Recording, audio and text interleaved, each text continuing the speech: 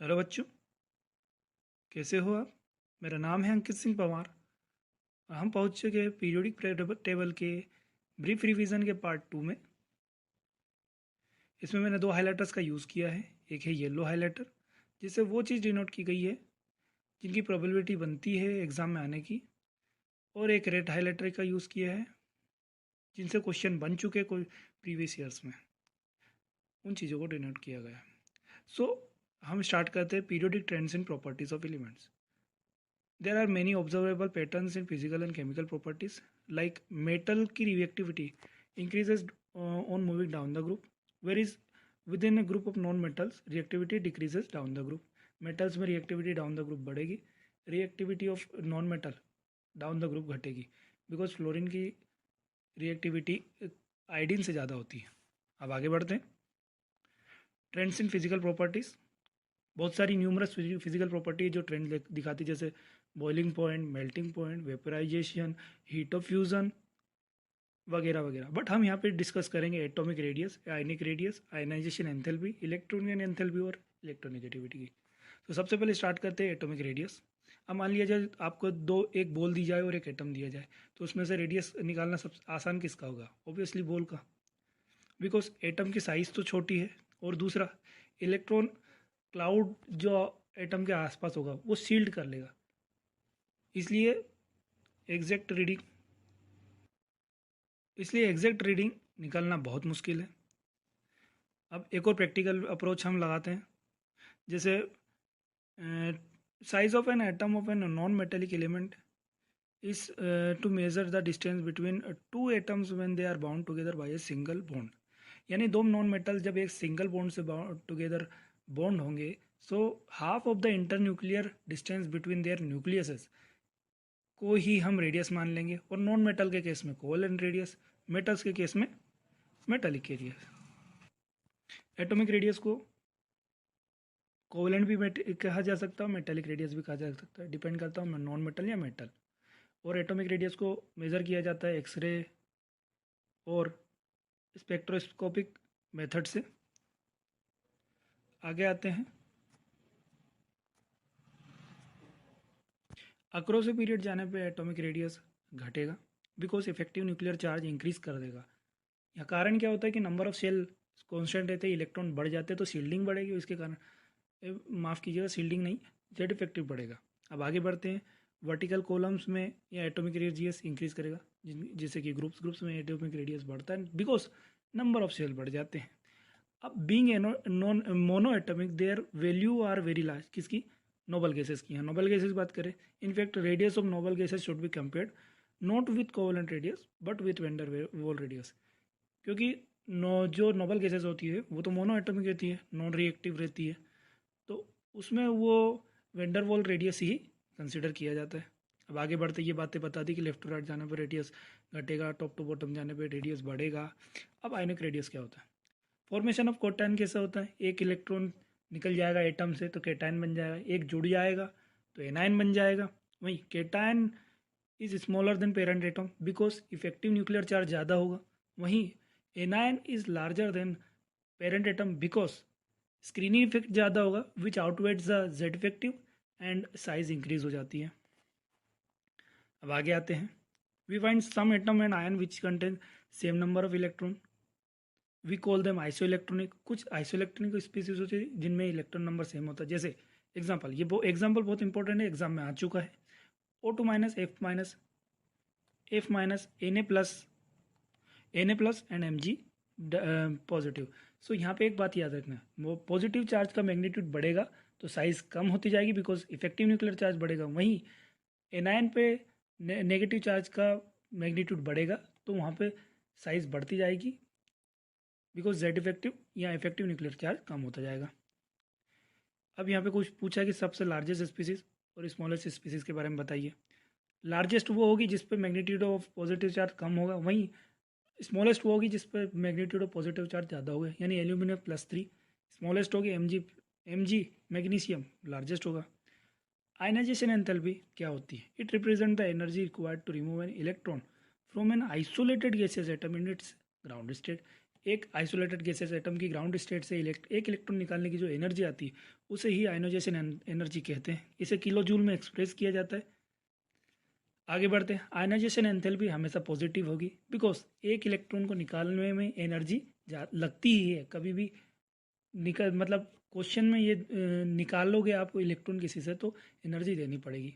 वहीं successive ionisation enthalpy भी increase होती है बिकॉज ज़्यादा बढ़ेगी। सही फर्स्ट आयनाइजेशन एंथैल्पी से सेकंड आयनाइजेशन एंथैल्पी बढ़ेगी बिकॉज एक कैटायन से इलेक्ट्रॉन निकालना मुश्किल है as compare to a neutral atom. आगे बढ़ते हैं।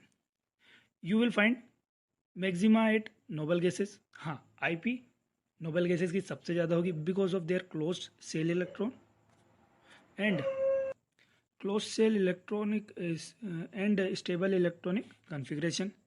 जबकि मिनिमम आईपी होती है एल्काली मेटल की। ये एट्रीब्यूट क्यों होता है? Because of their high activity. First ionization enthalpy increase करती है अक्रॉस द पीरियड जाने पे, वहीं डिक्रीज करेगी as we descend down the group, यानी टॉप टू बॉटम आने पे। देन आयनाइजेशन एंथैल्पी और एटॉमिक रेडियस को क्लोजली रिलेट किया जा सकता है। कैसे? अब एक बताएंगे आगे। सो ये ग्राफ देख लीजिएगा, लेफ्ट टू राइट जाने पे बढ़ेगी ionisation enthalpy, top to bottom जाने पे इंक्रीज करेगी। कुछ एनामली होते हैं, कुछ उनकी बातें हम कर लेंगे आगे। आगे बढ़ते हैं। Effective shielding. शील्डिंग इफेक्टिव क्या होती है? Effective shielding when orbital is in inner shell as completely filled, यानी कम्प्लीटली फील्ड इनर सेल होगी तो ज़्यादा शील्डिंग होगी।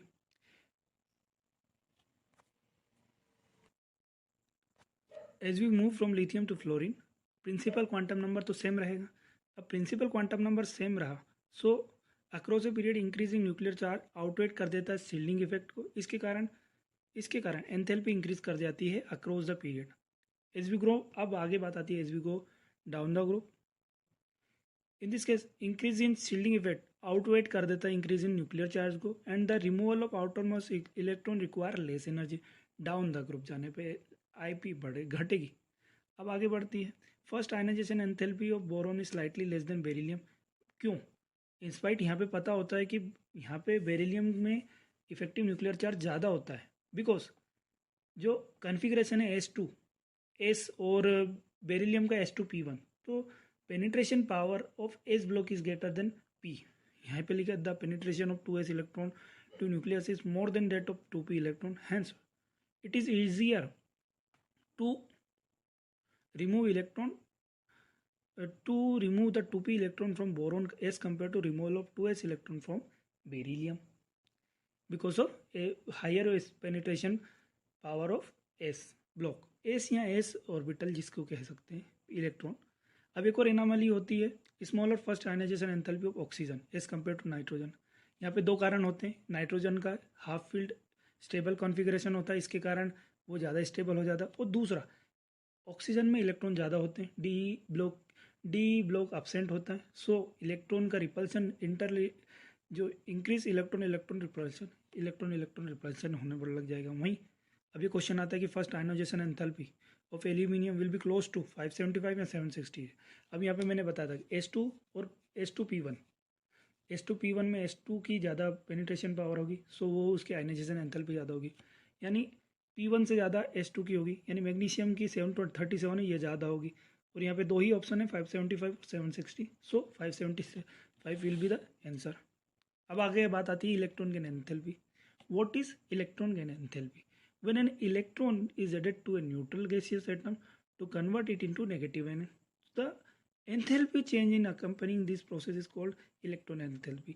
यानी एक एटम में एक इलेक्ट्रॉन जुड़ा तो जो एनर्जी चेंज आया उसे इलेक्ट्रॉन गेन एंथैल्पी कहा जाता है।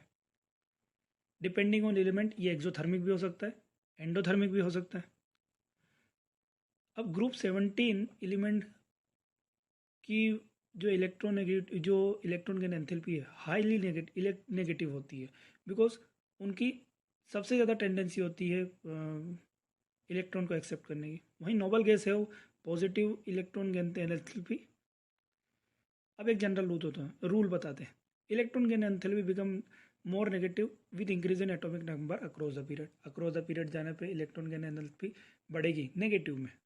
वहीं we should also expect that electron gain enthalpy to become less negative as we go down the group जाने पर लेस नेगेटिव हो जाती है, यानी घट जाती है इलेक्ट्रॉन गेन एंथैल्पी। अब यहाँ पे एक और एनामली है, एक क्वेश्चन आता है, electron gain enthalpy of oxygen and fluorine is less negative than succeeding element. Succeeding element किसकी बात कर रहे हैं यहाँ? सल्फर और क्लोरीन की। क्यों? कारण है, पहला, जो क्वांटम नंबर 2 है वो सफ़र करता है significant repulsion from the other electron present in the same level. पहली बात, छोटा ऑर्बिटल हो गया तो ज़्यादा रिपल्सन। वहीं क्वांटम नंबर 3 होता है, वहाँ इलेक्ट्रॉन इलेक्ट्रॉन रिपल्सन बहुत कम होता है as compare to two P electron.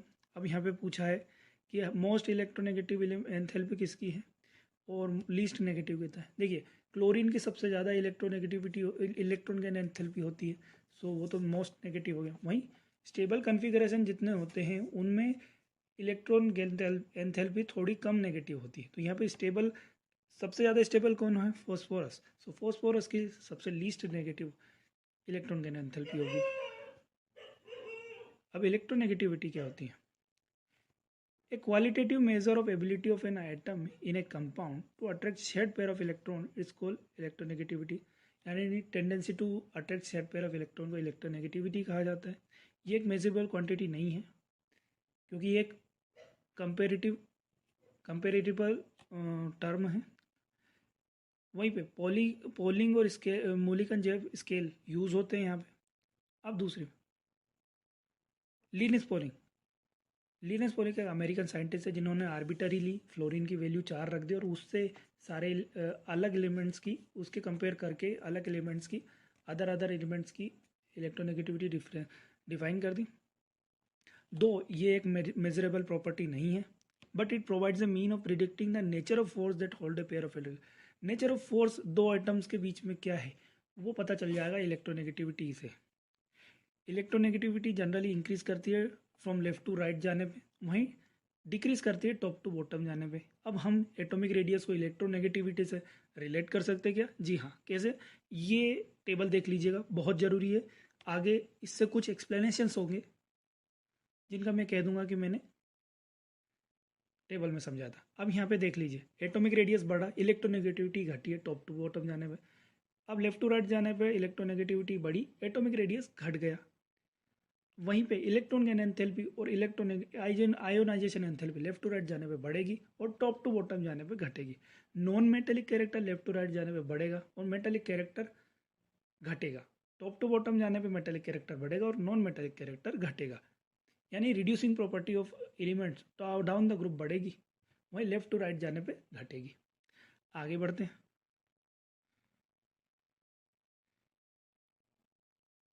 अब ये बता दिया कि इलेक्ट्रोनेगेटिविटी बढ़ी है तो नॉन मेटेलिक कैरेक्टर बढ़ गया। अब कुछ ट्रेंड्स होते हैं। ट्रेंड्स में सबसे पहला ऑक्सीडेशन स्टेट। देखिए, ऑक्सीडेशन स्टेट को वैलेंस भी कहा जाता है। देन एक लाइन आती है, valence is the most characteristic property of element and can be understood in the terms of electronic configuration. Electronic configuration के टर्म में समझ सकते हैं। कैसे? अभी तो ऑक्सीडेशन नाउडेज स्टार्ट होता है। अभी यहाँ बात करें OF2 में इलेक्ट्रोनेगेटिविटी सबसे ज़्यादा फ्लोरीन की है, तो फ्लोरीन पे नेगेटिव चार्ज आएगा, ऑक्सीजन पे पॉजिटिव चार्ज आएगा। वहीं पे Na2O में सोडियम की इलेक्ट्रोनेगेटिविटी ऑक्सीजन से काफ़ी कम होती है, ऑक्सीजन पे नेगेटिव चार्ज आएगा और सोडियम पे पॉजिटिव चार्ज आएगा। आगे बढ़ते हैं। ये क्वेश्चन देख लीजिएगा, इसमें कोई खास क्वेश्चन तो है नहीं, इससे कोई क्वेश्चन बनने की प्रोबेबिलिटी कम ही है। अब anomalous properties of second period element बताया जाए। देखिए, जो एस ब्लॉक एलिमेंट होते हैं प्रीडोमिनेंटली आयनिक होते। कुछ एक्सेप्शन होते हैं जैसे लिथियम एंड बेरिलियम। अब लिथियम और बेरिलियम मैग्नीशियम और एल्यूमिनियम के साथ कुछ सिमिलरिटी शो करते हैं प्रॉपर्टीज़ में, और ऐसे रिलेशन को डायगोनल रिलेशनशिप कहा जाता है। इसके रीज़न क्या है? पहला, anomalous behaviour is attributed to small size होती है इसके कारण। दूसरा, large charge to radius ratio. तीसरी बात, हाई इलेक्ट्रोनेगेटिविटी ऑफ एलिमेंट्स भी एक कारण होता है कि हाई इलेक्ट्रोनेगेटिविटी रहते हैं एलिमेंट टॉप वाले, जैसे बेरिलियम और लिथियम। वहीं एक और बात है, in addition the first member of group has only 4 valence orbital available for bonding. First 2s में जो सेकंड पीरियड के एलिमेंट होते हैं वहाँ पे डी ब्लॉक एब्सेंट होते हैं, तो यहाँ पे सिर्फ जैसे मान लीजिए boron can only form BF4 negative, वहीं पे aluminium can form LF6 tri negative.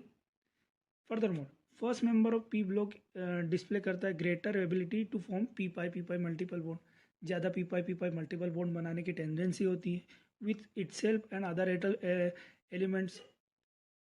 अब आगे बढ़ते हैं, oxidation state and covalency in aluminium पूछा गया। ये कोऑर्डिनेशन कंपाउंड का क्वेश्चन है, बट यहाँ पूछ सकते हैं कि यहाँ पे ऑक्सीडेशन स्टेट क्या हुई, तो ऑक्सीडेशन स्टेट +3 निकलेगी। वहीं पे कोवेलेंसी क्या होती है, नंबर ऑफ ग्रुप्स कितने जुड़े हैं आपसे, तो यहाँ पे 6 ग्रुप जुड़े हैं एल्यूमिनियम से, मेटल से, सेंट्रल मेटल एटम होता है ये। सो ये सेंट्रल मेटल एटम है, तो यहाँ पे 6 इसकी कोवेलेंसी हो गई। अब कुछ पीरियोडिक ट्रेंड्स है, जैसे we know by now all chemical and physical properties are manifestation of electronic configuration of element.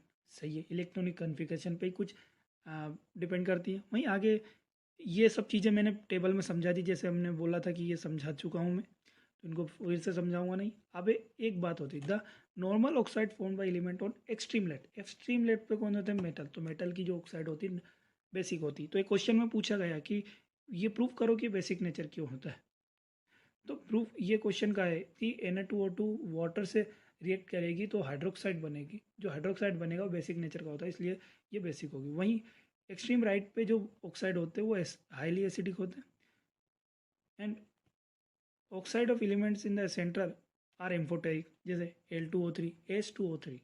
वहीं कुछ न्यूट्रल भी होते हैं जो ना एसिड से रिएक्ट करते ना बेस से, जैसे CO, NO, N2O वगैरह। आगे बढ़ते हैं, और इसी के साथ अपना चैप्टर कंप्लीट हो जाता है। Hydrogen with 1 electron in s orbital occupies unique position in periodic table, सही बात है।